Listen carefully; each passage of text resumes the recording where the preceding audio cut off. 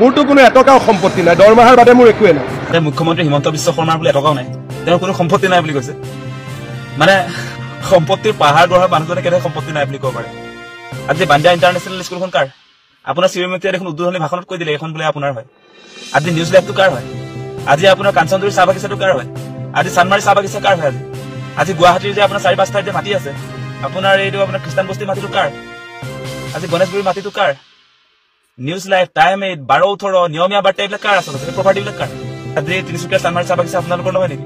আজি কাঞ্চনজুৰি চাহ বাগিচা, আজি নৰ্থ ইষ্টৰ আটাইতকৈ ডাঙৰ ৰিজৰ্টটো বাণী গ্ৰীণ ৰিজৰ্ট, য'ত সাধাৰণ মানুহৰ এণ্ট্ৰি নাই, সেইবিলাক আপোনাৰ প্ৰপাৰ্টি নহয়।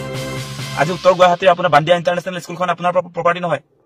আজি নিউজ লাইভ, টাইম 8, নিয়মীয়া বাৰ্তা, 12-18, সেইবিলাক কাৰ প্ৰপাৰ্টি? খ্ৰীষ্টান বস্তিৰ মাটিখিনি কাৰ? আপোনাৰ জোৰদৰ মাটিখিনি কাৰ? গণেশগুৰিৰ মাটিখিনি কাৰ? উজান বজাৰৰ মাটিখিনি কাৰ?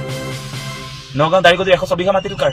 আৰু কিমান যে প্ৰপাৰ্টি আছে আপোনাৰ, তাৰপাছত আজি কি মানুহকে বুৰ্বক বনাবলৈ আহিছে? আপোনাৰ প্ৰপাৰ্টি নাই মানে আপুনি নাভাবিব দেই, অসমৰ মানুহ বুৰ্বক বুলি নাভাবিব।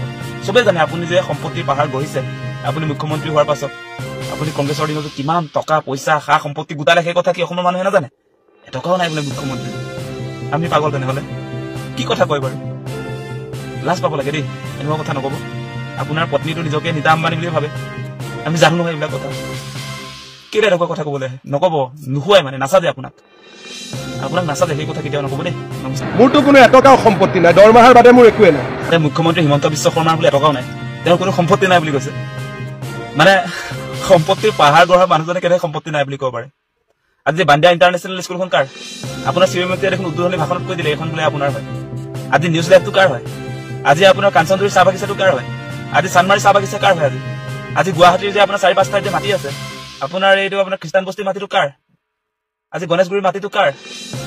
নিউজ লাইভ, টাইম 8, 12-18, নিয়মীয়া বাৰ্তা এইবিলাক কাৰ আচলতে? এই প্ৰপাৰ্টিবিলাক কাৰ? আজি তিনিচুকীয়া চানমাৰী চাহ বাগিচা আপোনালোকৰ নহয় নেকি?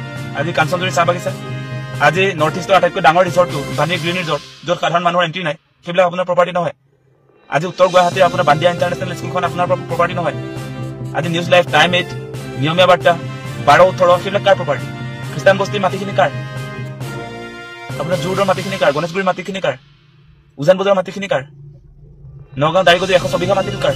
আৰু কিমান যে প্ৰপাৰ্টি আছে আপোনাৰ, তাৰপাছত আজি কি মানুহকে বুৰ্বক বনাবলৈ আহিছে? আপোনাৰ প্ৰপাৰ্টি নাই মানে আপুনি নাভাবিব দেই, অসমৰ মানুহ বুৰ্বক বুলি নাভাবিব।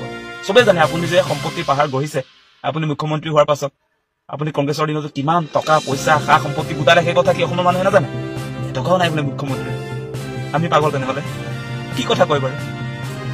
লাজ পাব লাগে দেই, এনেকুৱা কথা নকব। আপোনাৰ পত্নীটো নিজকে নীতা আম্বানী বুলি ভাবে, আমি জানো নহয় এইবিলাক কথা। কেলে এনেকুৱা কথা কবলৈ নকব, নোহোৱাই মানে নাচাজে আপোনাক নাচাজে, সেই কথা কেতিয়াও নকব দেই। নমস্কাৰ।